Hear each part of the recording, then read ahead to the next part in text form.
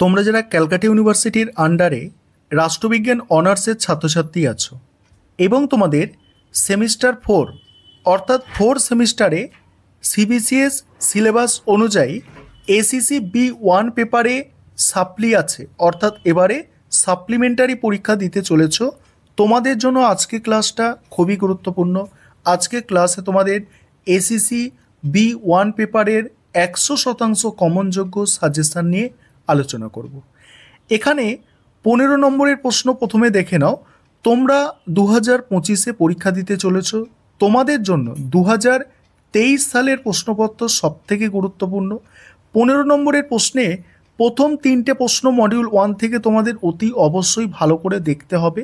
প্রশ্নগুলো কি কি দেখো, ভারতীয় সংসদের সদস্যদের সুযোগ সুবিধা অব্যাহতি আলোচনা করো, এটা মানে সবথেকে গুরুত্বপূর্ণ প্রশ্ন বলতে পারো। সেকেন্ড প্রশ্ন, স্বায়ত্তশাসন ব্যবস্থায় নারী প্রতিনিধিদের ভূমিকা সম্পর্কে টিকা লেখো, অর্থাৎ এখানে 73 এবং 74তম সংবিধান সংশোধন যেটা আছে সেটাই আলোচনা করতে হবে। নেক্সট আছে থার্ড প্রশ্ন, পশ্চিমবঙ্গের পৌরসভার গঠন ক্ষমতা কার্যাবলী আলোচনা করো। দেখছো প্রশ্নগুলো রিপিট হয়েছে, ব্র্যাকেটের মধ্যে লিখেও দিয়েছি যাতে তোমাদের সুবিধা হয়। তারপরে আছে দেখো রাজ্য বিধানসভায় অধ্যক্ষের ক্ষমতা কার্যাবলী, এটা 22-এ পড়েছে, এটা দেখতে পারো। পরের প্রশ্ন আছে জেলা পরিষদের গঠন বর্ণনা করো, জেলা পরিষদের সভাপতির কার্যাবলী আলোচনা করো।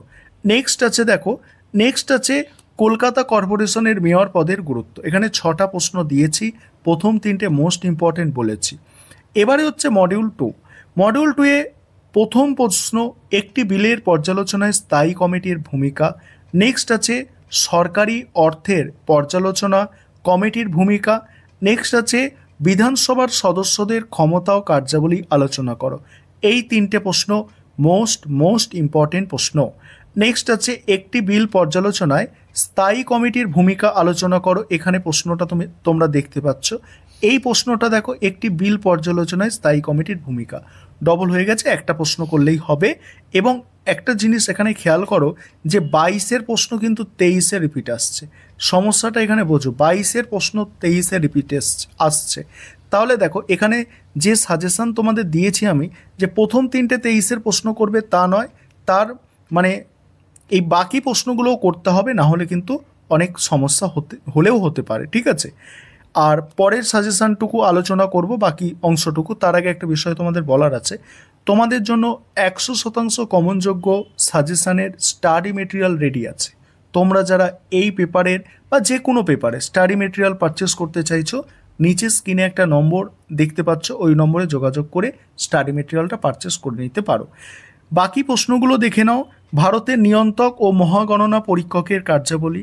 নেক্সট কেন্দ্রীয় জনপ্রতিনিধিদের ক্ষমতা ও কার্যাবলী আলোচনা করো। জনপ্রতিনিধি মানে এমপিদের ক্ষমতা ও কার্যাবলী, ঠিক আছে। পরের প্রশ্ন হচ্ছে সরকারি হিসাব কমিটির গঠন ও কার্যাবলী। এবারে দেখো 10 নম্বরের প্রশ্ন দেখো, এখানে এই যে প্রশ্নগুলো আছে, এই প্রশ্নগুলো তোমাদের 5টা প্রশ্ন মডিউল 1 থেকে করতে হবে, কোনো প্রশ্ন এখানে স্কিপ করা যাবে না। খুব বেশি এখানে কিন্তু রিপিট হয় না, দেখছো একটা প্রশ্ন রিপিট হয়েছে, সেই অনুযায়ী 2023-এর দুটো ভালো করে করবে, এখানে একটা রিপিট হলে তোমরা একটা লিখে আসতে পারবে। এবার মডিউল 2-তে দেখো, মডিউল 2-তেও এখানে দেখে নাও, মডিউল 2-তে তোমাদের কটা প্রশ্ন আছে দেখো। মডিউল 2-তেও আমি 5টা প্রশ্ন রেখেছি, এই 5টা প্রশ্ন তোমরা দেখে যাও। আশা করি এখান থেকে তোমরা অতি অবশ্যই একটা কমন পাবে, তবে 2023-এর প্রশ্ন তোমাদের জন্য সর্বদাই সবথেকে গুরুত্বপূর্ণ।